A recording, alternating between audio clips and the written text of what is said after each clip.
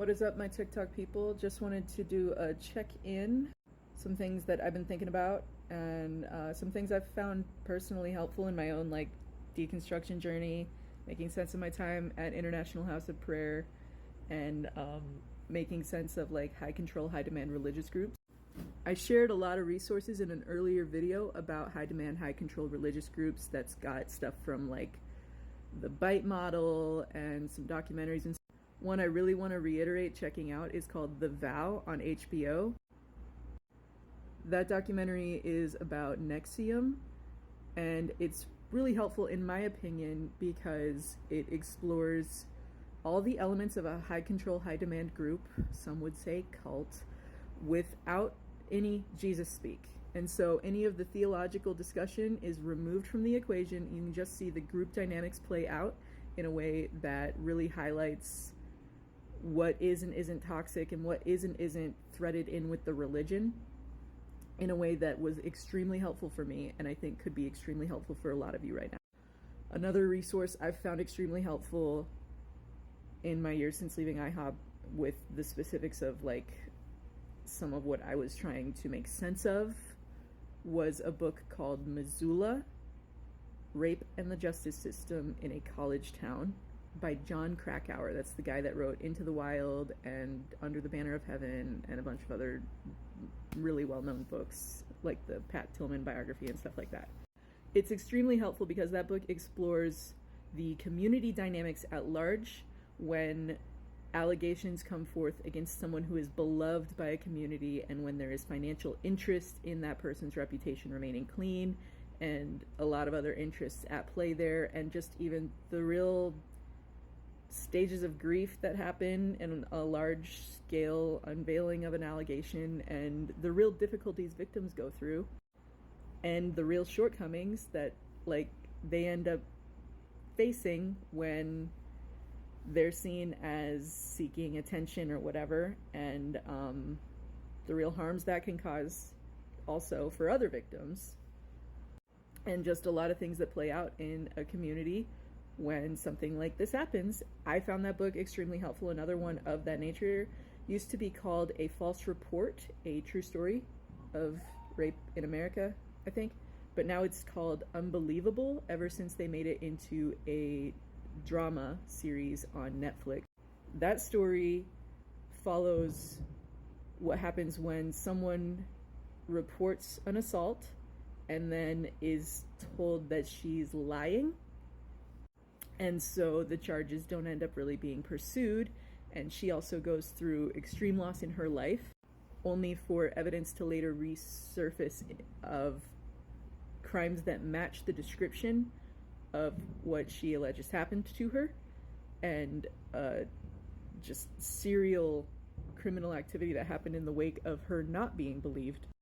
These books have been extraordinarily helpful for me in understanding the culture that can happen, that can help reinforce power dynamics that end up benefiting the people that would take advantage of others and that would be abusers, and end up really harming victims and giving them an uphill climb in their fight for justice and their fight for healing and their fight to make sure that no one else is going to go through what they went through, because that's a huge part of it.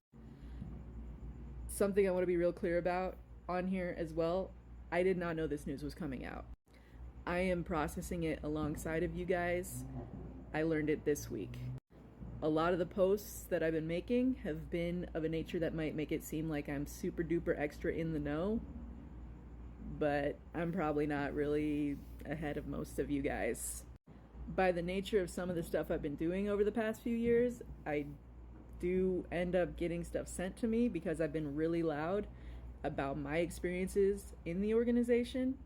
And so if you want to come here and follow along for a scoop, I'm probably gonna disappoint you, but there's also still gonna be stuff that you'll probably find beneficial because I've been doing a ton of reading on rape culture, a ton of reading on cults and high control, high demand religions and grief and things of that nature, and just been sharing my own process and trying to share what has helped me to help others.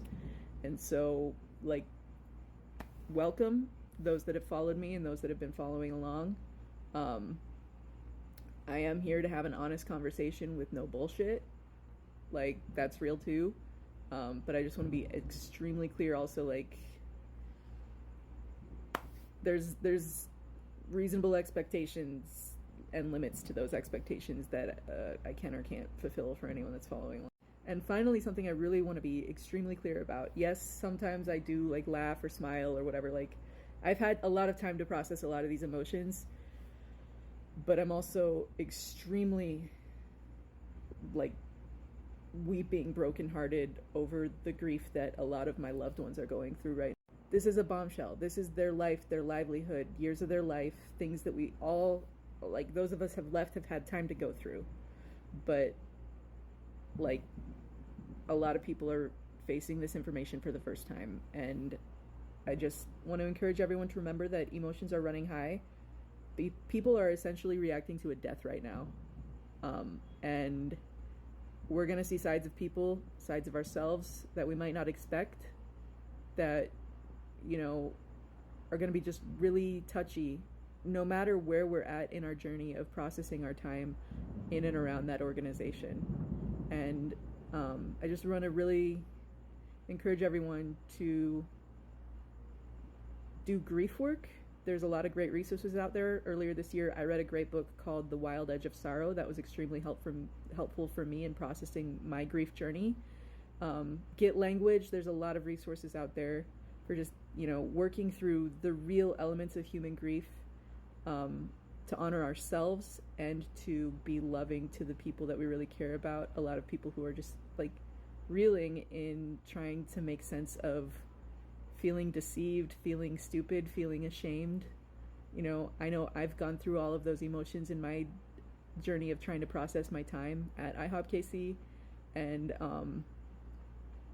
I think it's just really helpful to like remember, like, everyone's going to be moving at their own pace. People have given decades of their lives, financial investment, time, talent, trust. And, you know, remember Elizabeth Kubler-Ross, 5 stages of grief: denial, bargaining, anger, depression, and acceptance. And everyone's going to be going through those at a very different pace, and they're non-linear. Sometimes you go through and you hit them out of order. Sometimes you go through and you might spend a long time in one, make some progress, regress, progress further. It's going to be years. This is going to be a years-long journey with people that we very dearly love and care about. And not everyone's going to get there at the same time, even with this news. And so, you know, like, love one another. That's all. See you next time. Feel free to ask more questions or whatever, but yeah, we're all in this together. We all moved to Kansas City and served there because we believed in it, and we all have come to terms with feeling a sense of betrayal over our time there at different times, and some people have not even like worked through that yet, and people that we love, right? So let's not forget that,